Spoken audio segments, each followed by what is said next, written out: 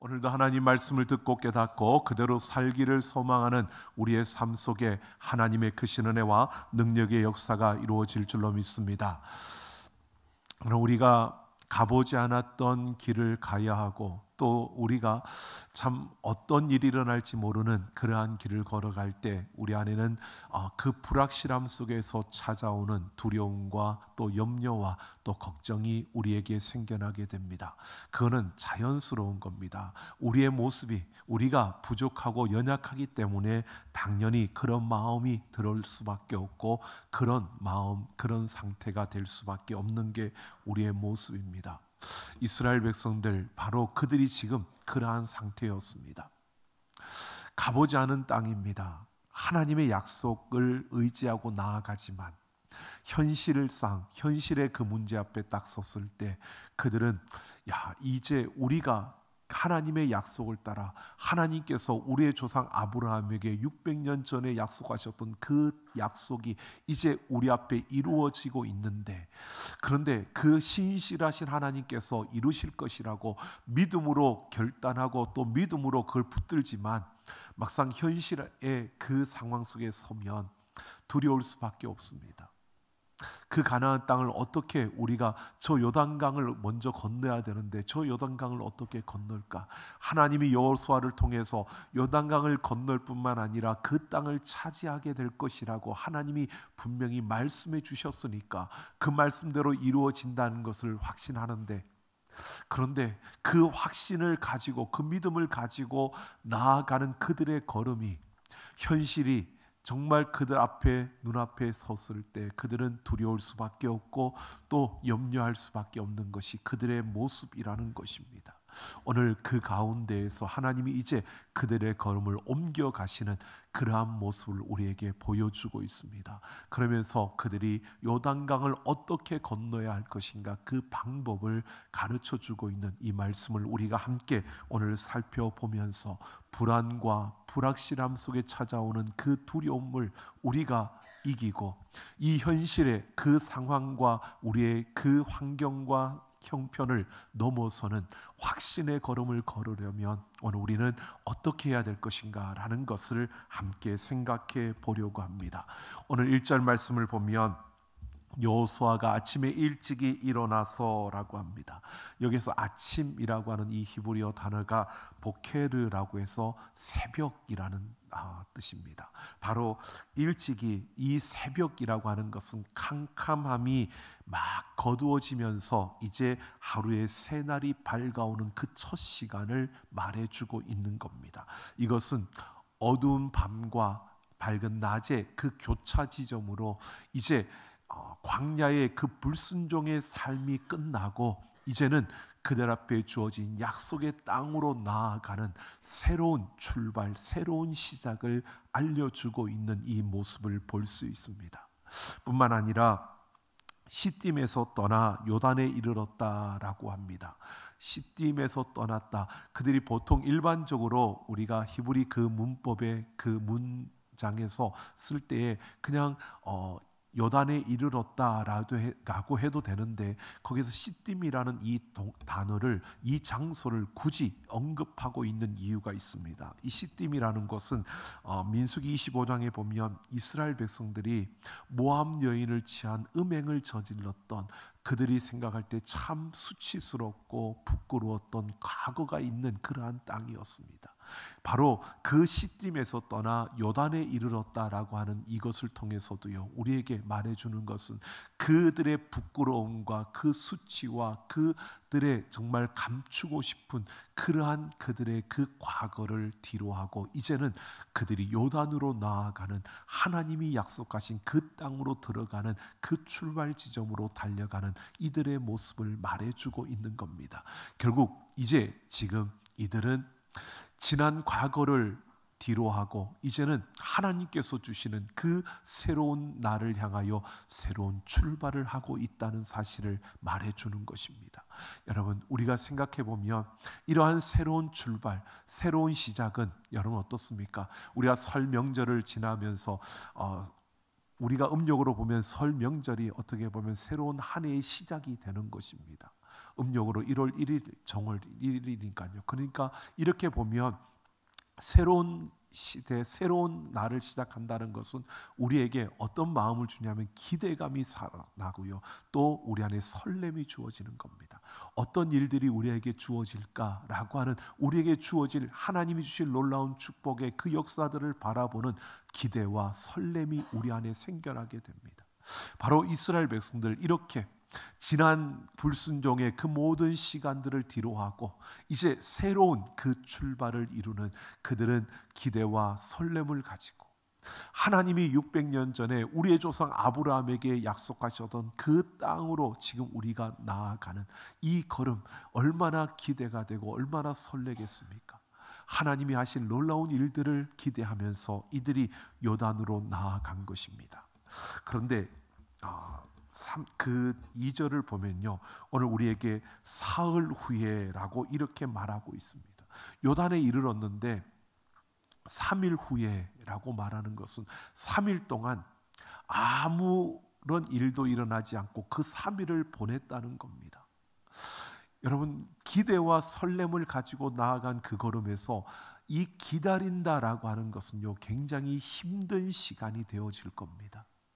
3일 동안을 하나님께서 그들에게 아무 일도, 아무 어떠한 것도 말씀하지 않고 그들이 3일을 기다리고 있는 겁니다. 지금 요단강이 눈앞에 있는데 이 강을 어떻게 건널 것인가, 이 강을 지금 건너자라고 하시든지 어떤 뭔가가 그들에게 주어질 것 같은데 3일 동안 하나님께서 아무런 말씀이 없고 그냥 그들을 가만히 두는 것입니다. 여러분, 인간의 본질상 기다린다는 것이 가장 어려운 것이라고 합니다. 여러분, 우리가 기다리지 못하는, 그러니까 하나님의 때가 있는데 우리는 그 때를 기다리지 못하는 것이 우리의 모습이라는 겁니다. 하나님은 모든 것을 하나님의 때에 맞춰 하나님께서 이루시는 줄로 믿습니다. 그래서 우리가 우리의 생각하는 때가 아니라 하나님의 일이 이루어지고 하나님의 역사가 우리 앞에 나타나기를 기대하는 그 걸음 속에서는 이 기다림이라는 것이 필수라는 겁니다. 기다릴 줄 알아야 합니다. 언제까지? 하나님의 때까지 기다릴 줄 알아야 하는 겁니다. 그런데 그것을 참지 못하는 게 우리의 모습이라는 겁니다. 여러분, 아브라함도요, 그 하나님의 때를 기다리지 못해서 하갈을 취하여 이스마엘을 낳았습니다. 여러분, 하나님이 약속하신 그 때를 기다려야 되는데 그것이, 기다리는 것이 어려운 겁니다. 여러분, 이스라엘의 초대왕 사울도요, 마찬가지입니다. 그가 그 전쟁을 앞두고 하나님 앞에 번제를 드리고 전쟁을 하기 위해서 사무엘이 오기를 기다립니다. 사무엘이 약속한 날이 7일 후였습니다. 그러면 7일을 기다렸으면 이제 7일째 됐으니까 사무엘이 오겠지, 기다려야 되는데 그의 마음에 조급함이 생기는 겁니다. 왜? 그럴 수 있는 것이 기다리다 보니까 이스라엘 백성들, 그 군사들이 동요하기 시작하는 겁니다. 그러니까 조급해지고요. 그러니까 서둘러서 안 되겠다, 내가 왕이, 제사장이 해야 될 일을 왕이 스스로 해서 번제를 하나님 앞에 드립니다. 그런데 성경에 참 안타까운 것은요, 번제를 드리고 딱 끝나는 그 순간에 사무엘이 도착하는 겁니다. 여러분, 얼마나 그 마음이 조금만 더 기다렸더라면, 조금만 더 기다렸더라면 하는 이런 안타까움이 보여지는 그러한 장면이 주어집니다. 여러분, 우리 인생에도 마찬가지입니다. 우리가 기대와 설렘을 가지고 달려갈 때에 여러분, 하나님이 우리에게 꼭 그렇게 우리를 훈련시키는 부분들이 나옵니다. 기다리게 하는 겁니다. 내 안에 어떤 환경과 상황과 내 안에 주어지는 그 기대와 설렘, 이 모든 것들은 나를 계속 조급하게 만들고 나를 성급하게 만들어 가는데, 그런데 하나님은 때에 따라 모든 것을 이루시니까 우리에게 기다리게 하는 것입니다. 가만히 그 때를 기다릴 줄 알아야 되는데 우리가 그러지 못할 때가 참 많다는 겁니다. 그래서 우리가 가만히 있으면 안 될 것 같아서, 뭔가를 해야 될 것 같아서 움직이는데, 움직이면 결국 그게 문제를 만들어내는 것을 보게 되는 겁니다. 여러분, 오늘 우리는 우리가 걷는 그 한 걸음 한 걸음 속에 하나님의 놀라운 역사들이 일어나기를 기대하고 원한다면 오늘 우리는 무엇보다도 믿음의 그 한 걸음 한 걸음을 걸어갈 때 기다릴 줄 아는, 하나님의 때를 기다릴 수 있는 그런 우리가 되기를 예수님의 이름으로 축원합니다. 그래서 조금 힘겹고 또 조금 어렵게 보일지라도요, 좀 기다려 보십시오. 하나님이 하시는 그 역사를 기대하면서 기다리시면 하나님께서 놀라운 일을 이루어 주실 줄로 믿습니다. 기다릴 줄 아는 그러한 우리의 걸음이 되어줘야 하고요. 이 기다림 끝에 여러분, 하나님의 시간이 되었을 때 3절을 보면 하나님께서 이스라엘 백성들에게 언약궤를 보고 그 뒤를 따르라 라고 이렇게 명령을 합니다.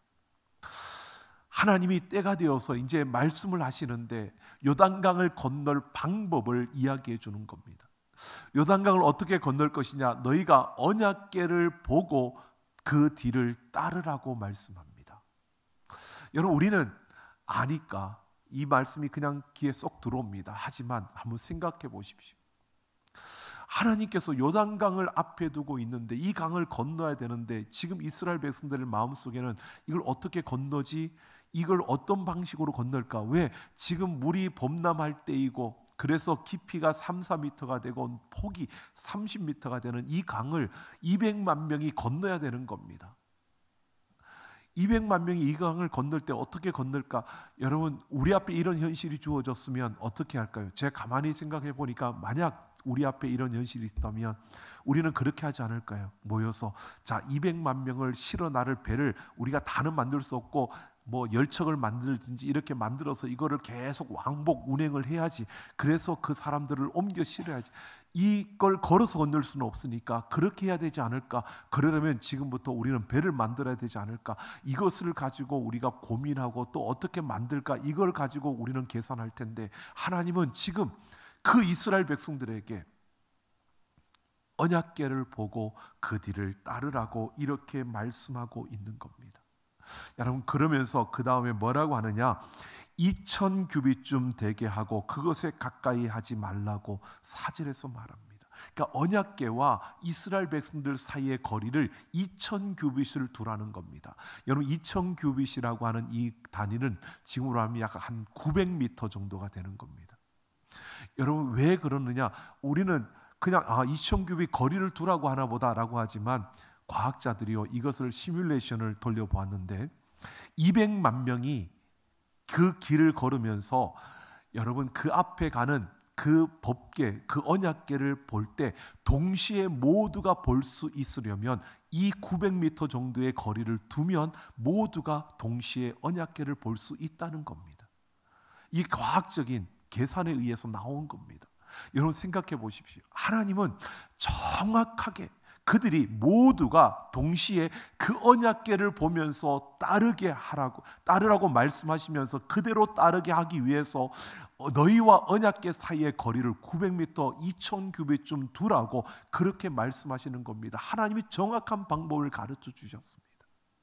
여러분, 생각해 보십시오. 이렇게 하나님이 정확하게 그들 모두가 언약궤를 바라보며 그 강을 건널 수 있는 그 방법을 가르쳐 주셨다면 하나님 좀 더 정확하게 너희가 몇 명씩 모여서 어떤 배를 만들어라 이렇게 말해 줬더라면 더 정확한, 그리고 더 구체적인, 그래서 이스라엘 백성들이 야, 이제 우리는 이걸 만들어서 요단강을 건너면 돼 라고 했을 텐데 여러분, 그냥 그 언약궤를 보고 따르라는 겁니다. 언약궤를 보고 따르면 무슨 일이 일어날까요?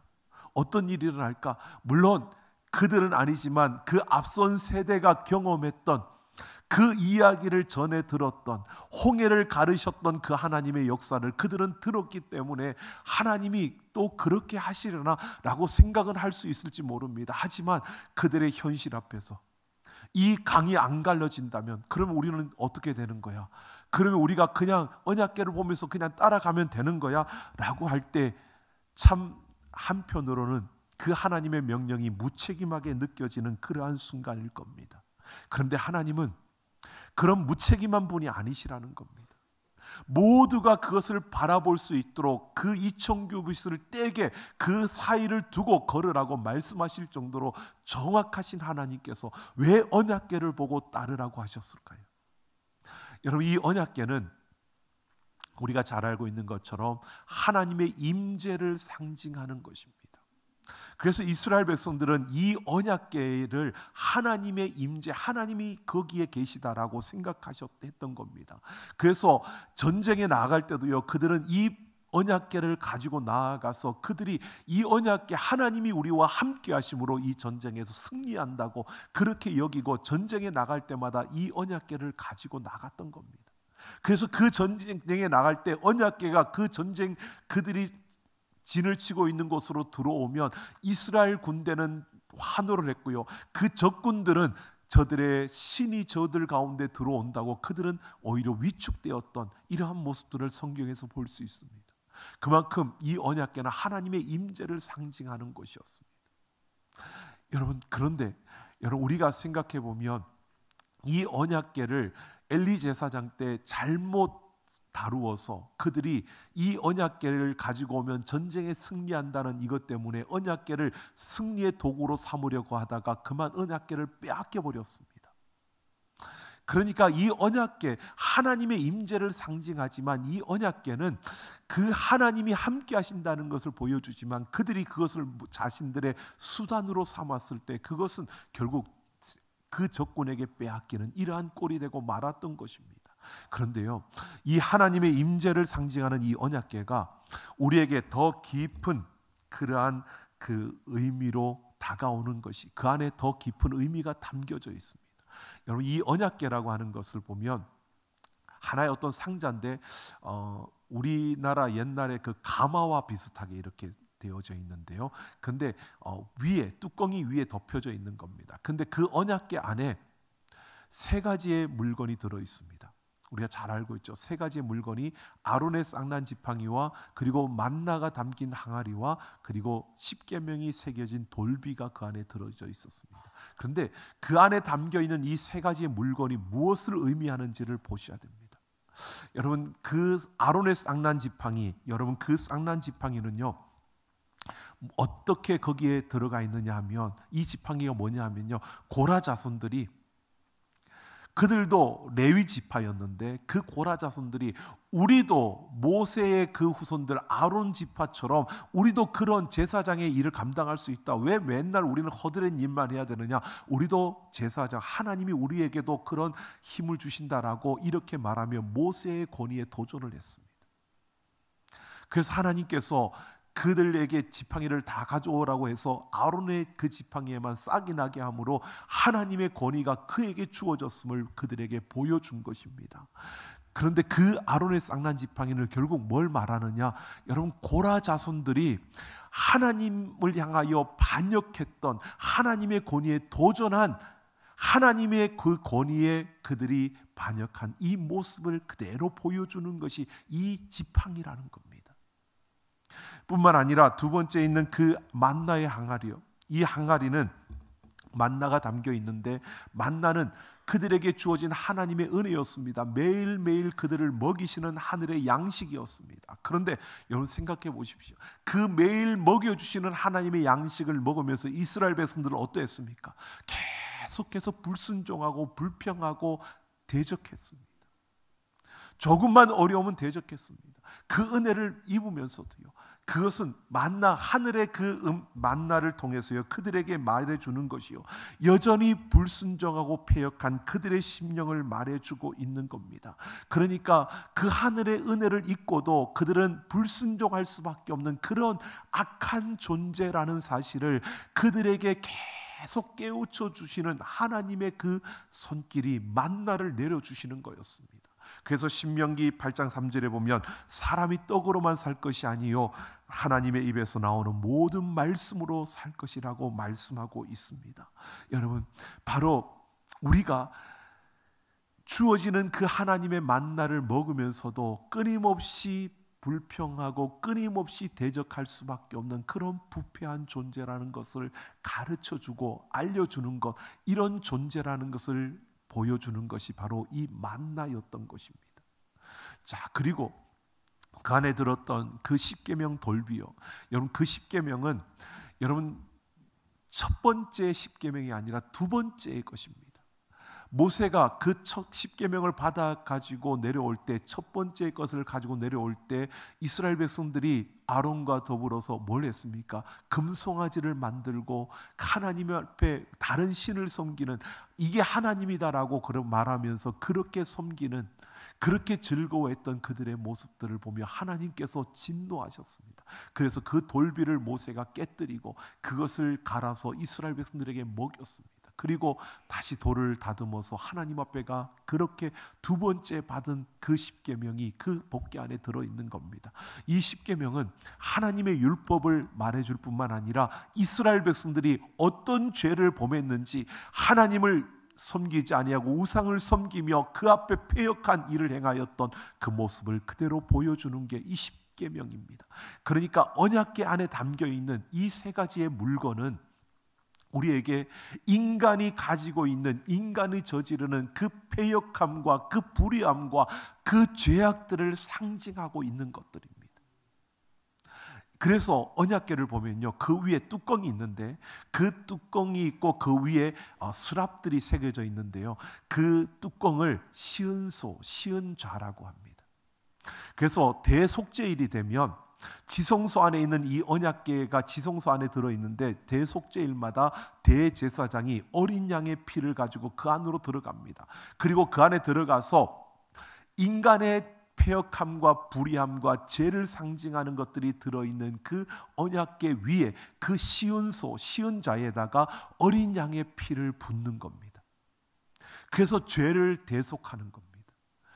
여러분, 이 언약궤는 그러니까 우리에게 어떤 더 깊은 의미를 주느냐 하면요, 바로 하나님의 그 은혜로 우리가 살아나게 되고 우리의 모든 죄가 어린 양의 그 보혈을 통해서 씻겨지는 이러한 모습을 보여주는 것이 바로 이 언약궤였던 것입니다. 하나님의 임재를 상징하는데, 그 하나님의 임재를 상징하는 그 언약궤가 결국 우리의 모든 죄가 그리스도의 그 어린 양의 보혈로 씻겨진다는 사실을 가르쳐주고 보여주는 것이 바로 이 언약궤라는 사실입니다. 바로 이 언약궤를 그들이 보고 따르라라고 이렇게 말씀하고 있는 것은요, 그들이 요단강을 건너서 가나안 땅에 을 차지하는 이 모든 것은 하나님의 은혜로 이루어지는 것이고 어린 양의 보혈을 통해서 우리에게 주어지는 것이다 라는 것을 그들에게 말해주고 있는 겁니다. 그러니까 하나님은 지금 이스라엘 백성들에게 너희가 이 요단강을 건너 가나안 땅을 차지하는 것, 그리고 그 땅에서 살아가는 이 모든 것들은 하나님의 은혜로 이루어지는 것이고 너희가 어린 양의 보혈을 붙들고 그 어린 양의 보혈에 의해서 너희에게 주어지는 것임을 말해주고 있는 겁니다. 인간적으로 이스라엘 백성들은 이렇게 생각했을지 모릅니다. 요단강을 건너고 가나안 땅을 차지하는 것은 우리가 무기를 가지고 우리가 저들과 싸워서 우리가 그 땅을 취하는 것, 이렇게 바라보고 있을지 모르는데 하나님은 그게 아니라는 겁니다. 너희가 너희의 힘으로 너희의 능력으로 이 요단강을 건너고 가나안 땅을 차지하는 게 아니라 이 요단강을 건너고 가나안 땅을 차지하는 것은 결국 하나님의 은혜와 어린 양의 보혈로 너희에게 주어지는 것이라고 이렇게 하나님이 그들에게 말해주고 있는 겁니다. 그래서 이것을 확신하고 이것을 믿고 그렇게 그 걸음을 내딛어야 한다는 것입니다. 그래서 그들로 하여금 그 언약궤를 바라보고 그 뒤를 따르라고 말씀하고 있는 겁니다. 바로 하나님의 은혜와 그 어린 양의 보혈을 붙들고 그 걸음을, 믿음의 걸음을 내딛으라고 이렇게 말씀하고 있는 겁니다. 여러분, 오늘 우리의 걸음 속에서 우리가 분명히 보아야 합니다. 우리는 세상에 너무 익숙해져 있어서 뭔가 해야 될 것 같고 내가 뭔가를 움직여야 될 것 같고 내가 어떤 뭔가를 갖춰야 될 것 같은데 그 일들이 다 필요 없다는 게 아닙니다. 그런데 그 모든 일들보다 더 우선적인 것이요, 우리의 걸음이 하나님의 은혜와 어린 양의 보혈을 붙들고 그 은혜와 그 보혈 가운데서 우리가 나아갈 때 하나님이 놀라운 일을 이루실 줄로 믿습니다. 바로 그 역사를 지금 이스라엘 백성들에게 하나님이 명령하고 있는 겁니다. 그러면서 5절을 보면 너희 자신을 성결하게 하라라고 이렇게 또 명령을 합니다. 이 성결하게 하라라고 하는 것은요, 하나님께서 그들에게 거룩하게 하라는 것인데, 그러면서 이렇게 말합니다. 여호와께서 내일 너희 가운데 기이한 일을 행하시리라. 여러분, 하나님은 거룩하신 분이시기 때문에 우리가 거룩해야 하나님과 함께 할 수 있는 것입니다. 하나님과 관계가 이어지기 위해서 우리는 거룩해져야 합니다. 그래서 우리가 우리의 힘으로는 거룩해질 수 없기 때문에 예수 그리스도의 그 십자가의 보혈을 의지하고 예수님의 그 의로움을 덧입고 우리가 하나님 앞에 서는 겁니다. 바로 성결하게 하라는 것은요, 다른 것이 아닙니다.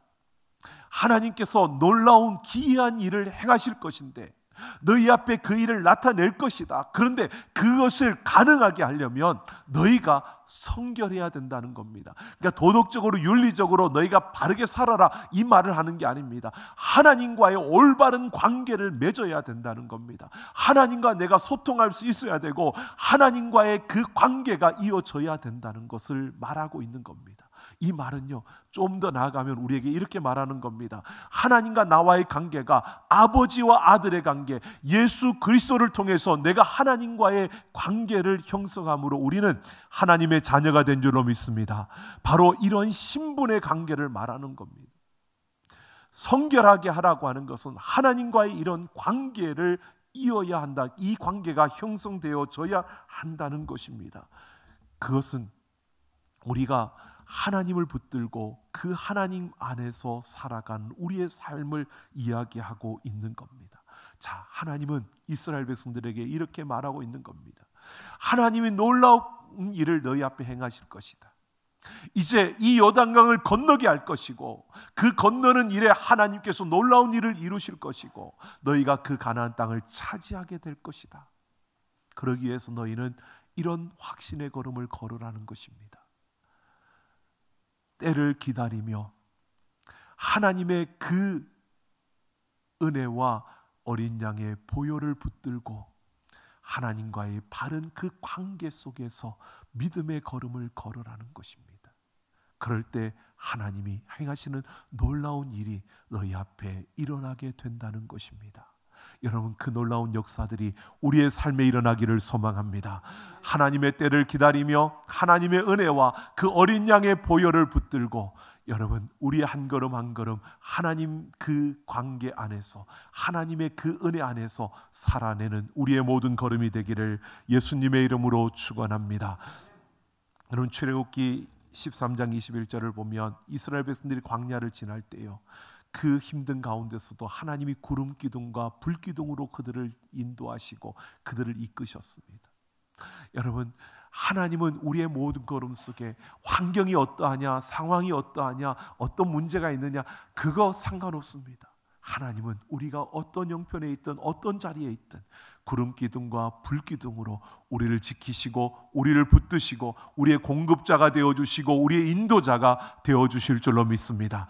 우리의 모든 인생 속에서 그래서 다른 어떠한 것보다도 우리의 믿음의 걸음은요, 하나님의 때를 기다릴 줄 아는, 그리고 하나님의 은혜와 그 어린 양의 보혈을 붙들고 그 하나님과의 바른 관계 속에서 달려갈 수 있는 우리의 모든 걸음이 되어지기를 예수님의 이름으로 축원합니다. 톨스토이가 쓴 단편소설 두 노인이라는 소설이 있습니다. 여기에 주인공은 에리세이와 에핌이라는 두 노인이었습니다. 이들은 살면서 한 마을에 살면서 그들의 꿈이 성지순례였습니다. 여러분, 지금과 좀 다른 그때 중세 시대의 성지순례는 어떤 의미였냐면 이런 의미입니다. 우리가 믿음을 가지고 살아가는데 하나님 앞에서 살아가면서 신앙의 어떤 큰 덕을 이루는, 공을 이루는 한 부분이 성지순례를 하는 것이었습니다. 지금도 가톨릭에서는 그런 의미가 부여하죠. 그래서 이 성지순례라고 하는 것은 예수님이 걸으셨던 그 장소들을 돌아가면서 보면서 그들에게서 하나님이 우리의 신앙이 그만큼 탁월하고 또 그걸 통해서 내가 공을 얻는 이러한 모습이 성지순례였습니다. 그러니까 이걸 통해서 그들의 신앙의 어떤 그 위엄을 자랑하는 그게 자랑거리가 되는 것이었고, 또 그만큼 성지순례를 했다라고 하면 그만큼 많은 좀 우러러 보험을 받는 이런 것이 그 시대의 모습이었습니다. 이런 배경을 가지고 두 노인이 성지순례를 하려고 많은 그 필요한 돈을 모았습니다. 그리고 어느 날 이제 그 두 사람이 함께 그 길을 떠납니다. 성지순례를 가는데 지금처럼 뭐 배를 타고 비행기를 타고 하는 게 아니라 걸어서 이렇게 성지순례를 가는 겁니다. 그렇게 가는데 어느 한 마을 가까이 이르렀을 때 그 에리세이라고 하는 노인이 너무 지치고 힘드니까 같이 갈 수 없고 너무 저 먼저 가고 내가 다 저 마을에 들렸다가 가는데 우리가 어느 지점에서 만나자 그렇게 약속을 하고 이제 또 잠시 헤어졌습니다. 그런데 이 에리세이라는 노인이 간 그 마을에 한 외딴 집을 들어갔더니 그 집에 그 마을에 기근이 들어서 그들이 다 굶주려 죽어가는 겁니다. 그래서 그가 오히려 그곳을 보았을 때 하나님 그의 마음에 이들을 도우라는 그런 마음을 주셨고, 그래서 자신이 가지고 있는 그것을 가지고 그들을 돕고 그들이 또 그 기근을 벗어날 수 있는 그런 기반을 하도록 자신의 것을 투자해서 이렇게 만들어주고요.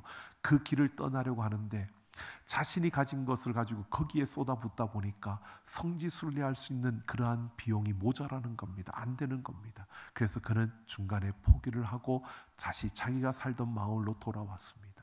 시간이 지나 그의 친구 에핌은 모든 성지순례를 마치고 마을로 돌아왔습니다. 그때 마을 사람들이요, 그 모든 성지순례를 마치고 돌아온 에핌은 굉장히 축하하고 축복하고 그를 위대하게 우러러 보는데, 중간에 포기하고 돌아온 이 에피세이를 보면서는 참 안타까운, 불쌍하게 보는 겁니다. 그런데 이 에피세이가 그런 사람들을 향하여서 이렇게 말하고 있습니다. 나는 하나님이 시킨 대로 일을 했고 하나님이 시킨 대로 나는 그 길을 걸었고 또 하나님이 인도하시는 대로 나는 돌아왔다. 그는 그러면서 너무 행복해했습니다. 여러분, 우리 이 톨스토이가 이 이야기를 통해서 이런 생각을 하게 만드는 겁니다. 여러분 어떻습니까?